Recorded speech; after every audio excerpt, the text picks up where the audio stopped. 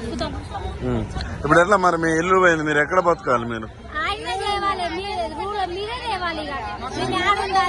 తెల్లం దాకా ఇల్లే కూర్చుంటాం. మాకేమైనా కలిసి చచ్చిపోయినా మీరే బాధ్యత, మీరే బాధ్యత. మాకేమన్నా అయినా మీరే బాధ్యత. ఏం చెప్తారు రేవంత్ రెడ్డికి ప్రధానంగా? ఏమైనా మాకు మీరే బాధ్యత. ఇప్పుడు కట్టెలు పట్టుకోం, మీరే బాధ్యత. మాకేమన్నా అయితే ఇన్నే కూర్చుంటాం రోడ్డు మీద. మీరు కూడా ఉండరు మా సరిగ్గా ఇన్నే కూర్చుంటాం. ఏం చెప్తారు రేవంత్ రెడ్డికి? ఏం చెప్తారు రేవంత్ రెడ్డికి? ఒకటే వేస్తాం, పాత చెప్పులు తీసి మెడలు వేస్తాం, పూలదండ కూర్చి పెడతాం తెల్లం దాకా కూర్చుంటాం. ఎందుకు నోటీసులు లాంటి ఏమి ఇవ్వలేదా మీకు?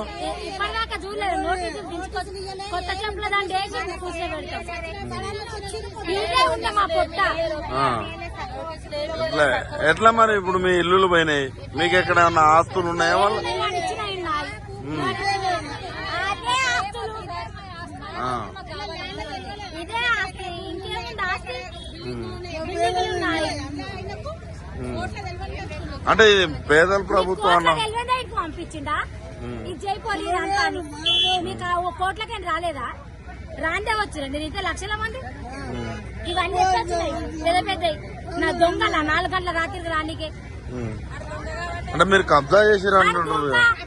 దొంగ మీరు కూడా దొంగలైనా రానికి అట్లా. ఆ దొంగ పక్క దొంగాడు. అంటే ఇందిరమ్మ ఇచ్చిందని పక్క దొంగ. అంటే ఇప్పుడు మీరు ఇందిరాగాంధీ ఇచ్చింది అంటున్నారు. మళ్ళీ అదే కాంగ్రెస్ పార్టీ అమ్మ ఇప్పుడు